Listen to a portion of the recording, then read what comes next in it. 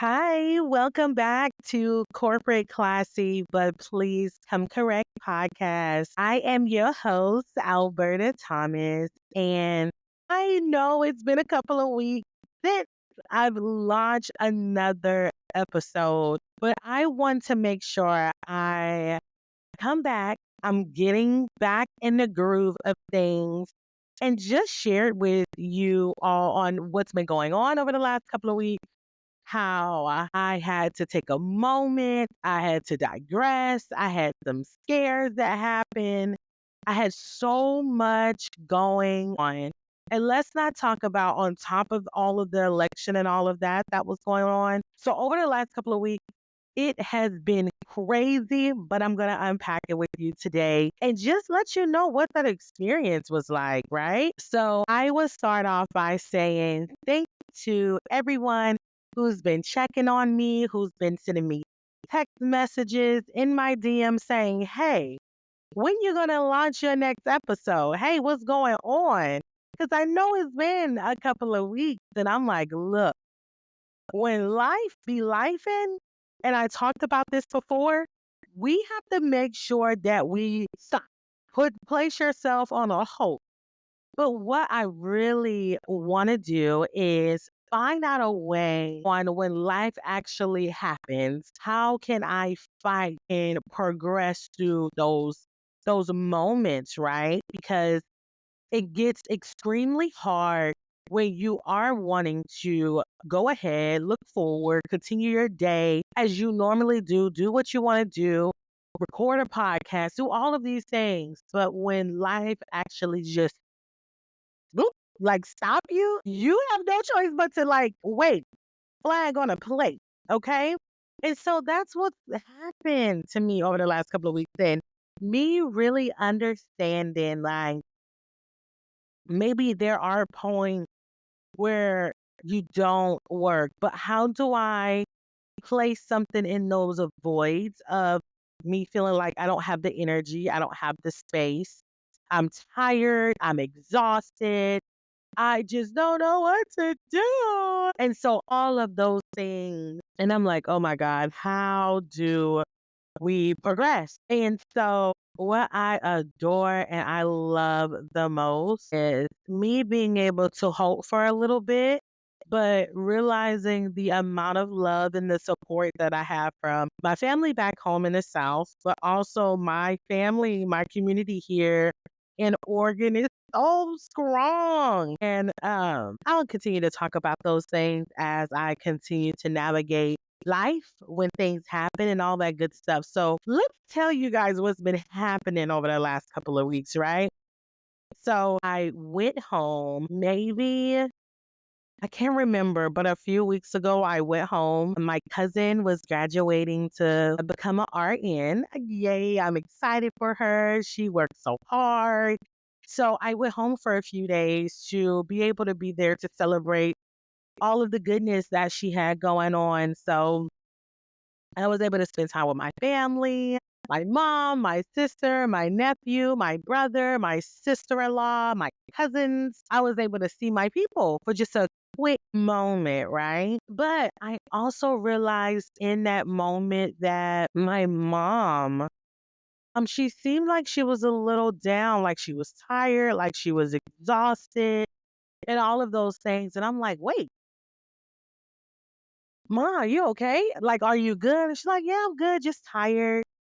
So me in my mind, right? I'm thinking, typical my mom worked. She's a hardworking woman. I think that's what I get it. That's where I get it from. She worked long hours. And I'm like, oh, maybe she's just tired. Maybe she worked all week and just maybe she's exhausted.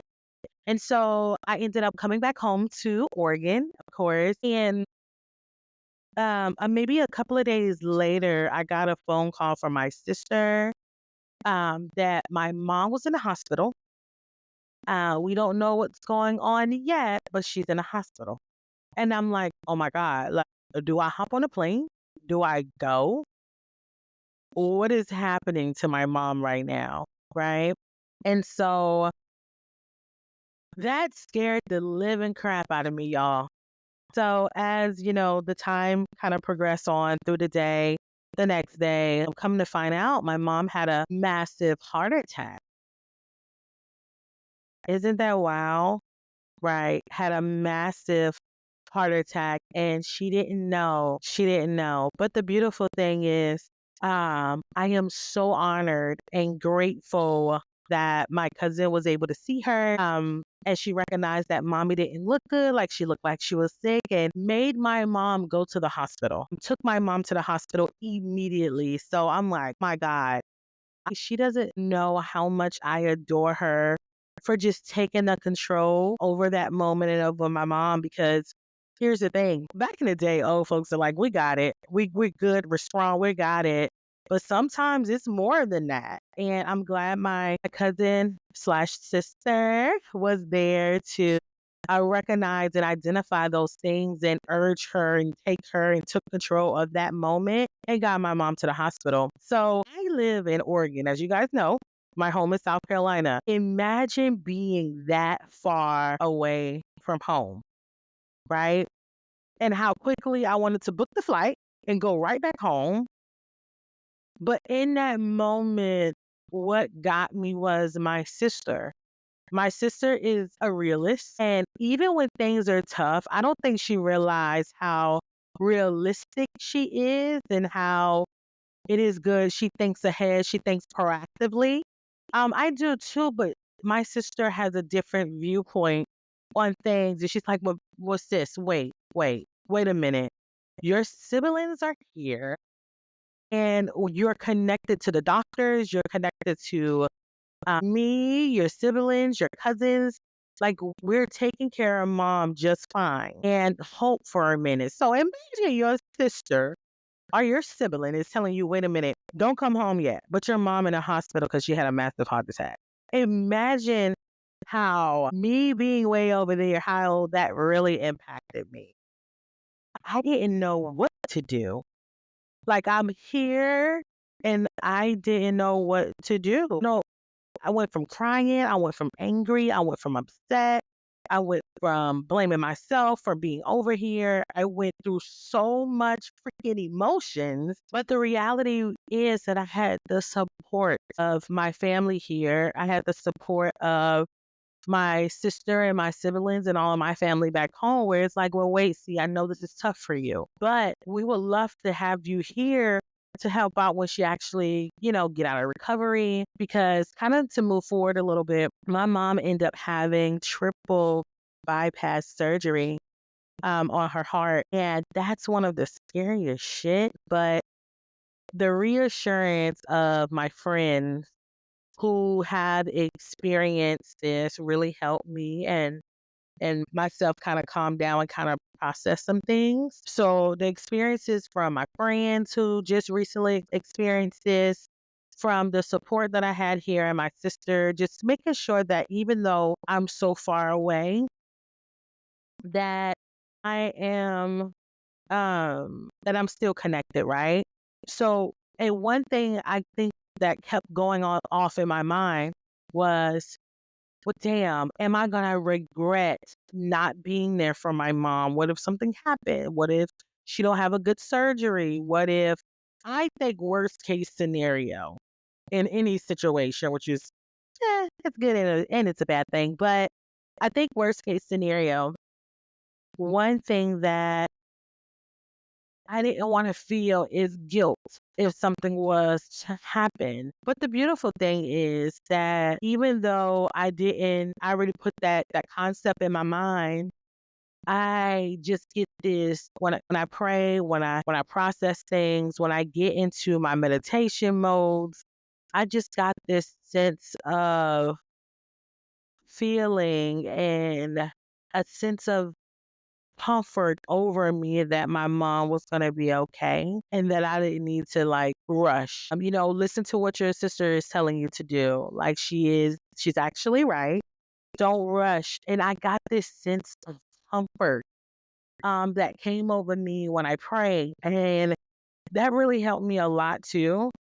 It's a connection that I can't really explain unless You've been through it, but it's one of those things where I felt like I was protected and I was doing the right thing and that continue to be positive, but don't dwell on the what ifs, right? Just listen to your intuition, listen to the ones around you that um, are only telling you valid things, right?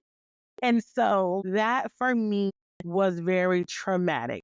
I'm not even gonna lie. If you know me, and you've been around me and you're like in my really close clique, I like to say, I am very emotional. I cry about everything. But not really. But I cry when I get frustrated, when I get angry, when I'm happy, I'm crying. I'm just a crying baby. I low key am. If you don't know me, you haven't really experienced the vulnerability. And I think I've shared a lot of my vulnerability on my platform here, but I never really have too much emotions. And I also feel like I never had to go through something where was in the process of maybe losing someone that was so close and so connected to me. So I think it was some of that in there. And I had so much emotions. I'm like, for me, it was the first time I realized what it feels like to lose or potentially lose someone who is connected to you that's so sick when you didn't know they were sick or you didn't know that they were feeling this. And it just happened all out of the blue and it was unexpected. And so for me, hurt, I hurt so bad in that process and I just didn't know what to do. But for me, I understand what true love is for your mother, what true support is from family, from friends, from my partner, from my close people that's even close who I call my sisters. I know what love, true love really is with the support and the backing and I honor those things.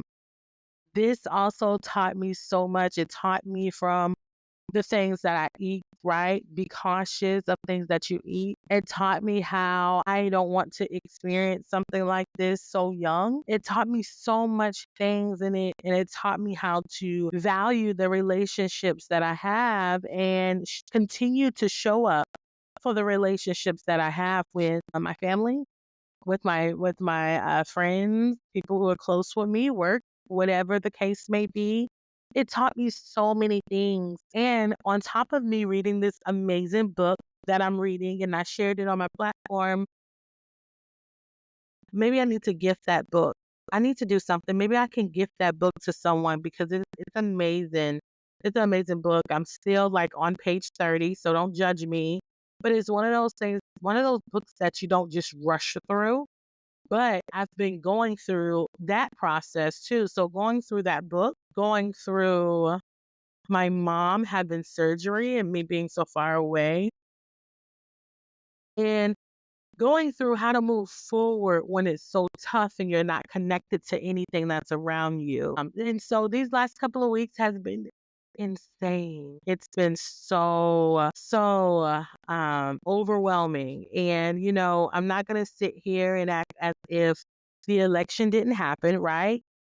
That for another episode that's going to be featured on Unfiltered Fridays. And I'm going to talk about that too here in a moment. But just going through the emotion of the election and all the things that experienced leading up there to the election, leading during the election and the aftermath right now, right? Of what we're currently in. So the emotional standpoint for me as an individual, I had to process that stuff, and that required me to hope for a moment and really sit in the moments, whether I was angry, whether I was sad, whether I was happy. My emotions was all over the place. It was horrible. Grateful that I was able to navigate that, all of those emotions with a sense of peace and a calmness. And, over the last, month? I would say I have this additional peace and calmness that that came over me. that is also a part of me. And it's a beautiful thing when you are really working on just becoming better, right?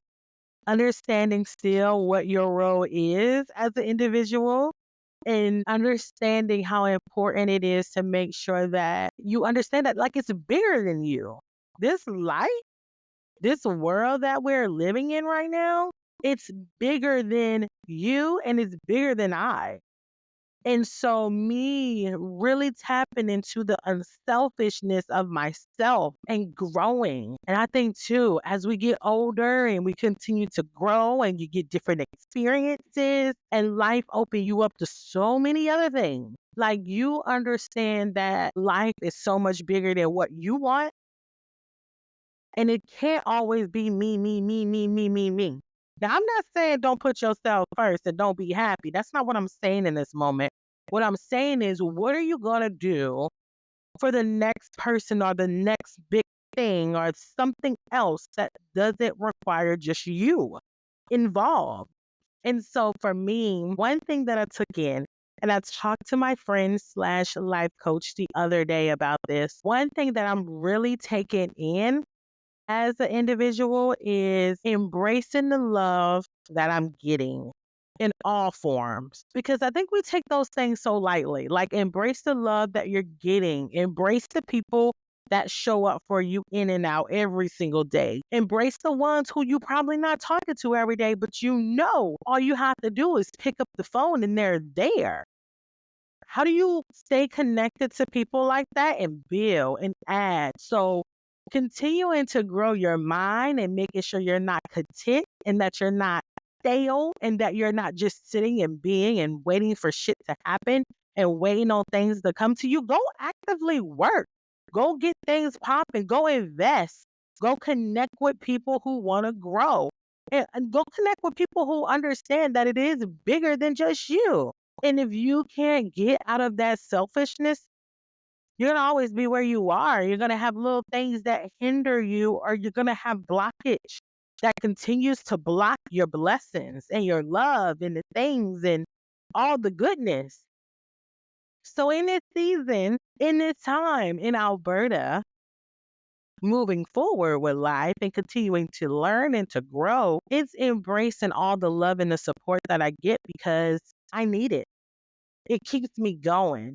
What reassures me and keeps me going is that I can be better for the next person. I can do for the next person. And that's the only way we're going to be effective. And that's the only way things are going to continue to grow. Whatever community you want to look at, whether it's growing as women, whether it's growing as a Black woman, African American, white, whatever. How are you gonna be that person? How are you gonna be better for the next person? How are you gonna be better for the community that you're serving in? What are you gonna do? What are you gonna do differently? So I'm just embracing the space that I'm in. I'm embracing the growth. I'm embracing the love that I continue to give myself. I'm embracing what's the word? I'm embracing the grace that I give myself as I'm continuing to grow. And it's a beautiful thing. And so that's kind of going to sum up what the last couple of weeks have been for me, and that I am slowly getting back in my groove because life is life. And I think we need to be able to be vulnerable and have moments and conversations like this because you never know when someone else got something going on. You never know what they got, what's happening in their life. And maybe they don't want to talk to you. Maybe they want to listen to your platform. Maybe they want to listen to you tell what you got going on. Open it up. Open up to people, the ones that's going to be good, right? And even if they're not good, maybe they can learn something from you. We're not going to shy away from the potential of them growing as people. But that's kind of what I've been going through and am in a better place, and I'm in a better place now because my mom is in a better place. I'm so excited.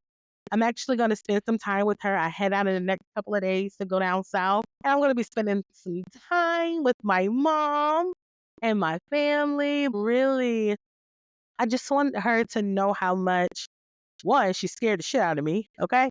Two, how much I adore her for her strength. I adore her for the fight that she put in, not just these last couple of weeks, but just in life.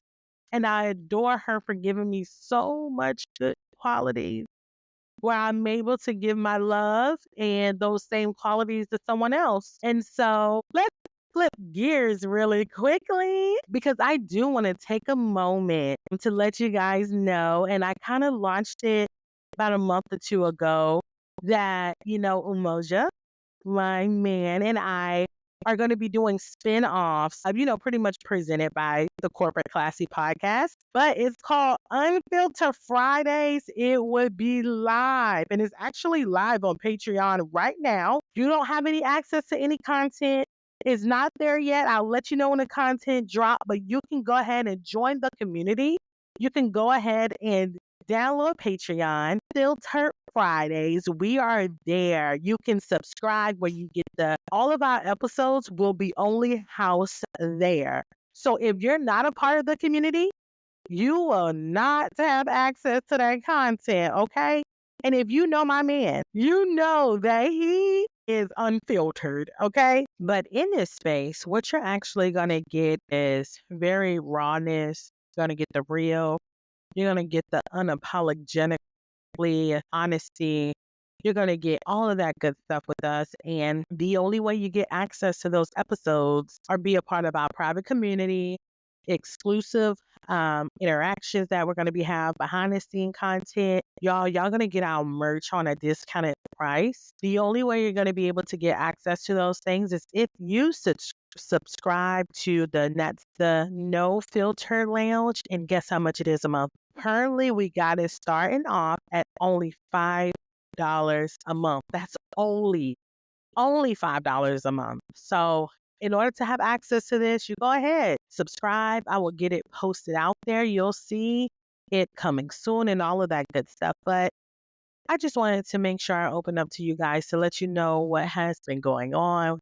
Life has been life and let you know what we have working on for you because we need more spaces like that. We need to build our community. We're looking to grow it. We're looking to do really big things with it. So again, thank you for tuning in to Corporate Classy, but Please Come Correct podcast. Make sure you subscribe to our Patreon. That's on Patreon, Unfiltered Fridays. Make sure you subscribe to all of my YouTube, my social medias. You'll see me out there, Corporate Classy podcast. But until next time, peace.